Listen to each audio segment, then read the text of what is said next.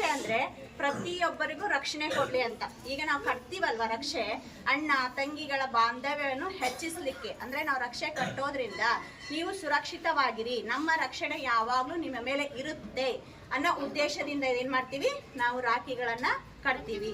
ಈ ರಾಖಿ ಹಿಂದಿನ ಕಾಲದಲ್ಲಿ ಏನಿತ್ತಂದ್ರೆ, ರಾಖಿ ಕಟ್ಬೇಕಂದ್ರೆ ಹಿಂದಿನ ಕಾಲದಲ್ಲಿ ವ್ಯಾಪಾರಕ್ಕಾಗಿ ನೌಕೆಗಳ ಮುಖಾಂತರ ಒಂದು ದೇಶದಿಂದ ಮತ್ತೊಂದು ದೇಶಕ್ಕೆ ವ್ಯಾಪಾರಕ್ಕಾಗಿ ಹೋಗ್ತಾ ಇದ್ರು. ಅವಾಗ ಏನ್ ಮಾಡ್ತಾ ಇದ್ರು, ಅವ್ರ ಹೆಂಡತಿಯರು ಏನ್ ಮಾಡ್ತಾ ಇದ್ರು, ವ್ಯಾಪಾರಕ್ಕೆ ಹೋಗುವಾಗ ಅವ್ರೇನ್ ಮಾಡ್ತಾ ಇದ್ರು, ಒಂದು ಹಳದಿ ಬಟ್ಟೆಯಲ್ಲಿ ಅಕ್ಕಿ ಕಾಳು ಹಾಕಿ, ಹಳದಿ ಬಟ್ಟೆಯಲ್ಲಿ ಅಕ್ಕಿ ಕಾಳು ಹಾಕಿ ಅವ್ರ ಗಂಡಂದ್ರ ಕೈಗೆ ಕಟ್ತಾ ಇದ್ರಂತೆ. ಅಂದ್ರೆ ನೀವು ಸುರಕ್ಷಿತವಾಗಿ ವಾಪಸ್ ಬನ್ರಿ, ನಿಮ್ಮ ವ್ಯಾಪಾರಗಳನ್ನ ಮುಗಿಸ್ಕೊಂಡು ಸುರಕ್ಷಿತವಾಗಿ ವಾಪಸ್ ಬನ್ರಿ ಅನ್ನೋ ಉದ್ದೇಶದಿಂದ ಏನ್ ಮಾಡ್ತಾ ಇದ್ರು, ರಾಖಿಗಳನ್ನ ಕಟ್ತಾ ಇದ್ರು.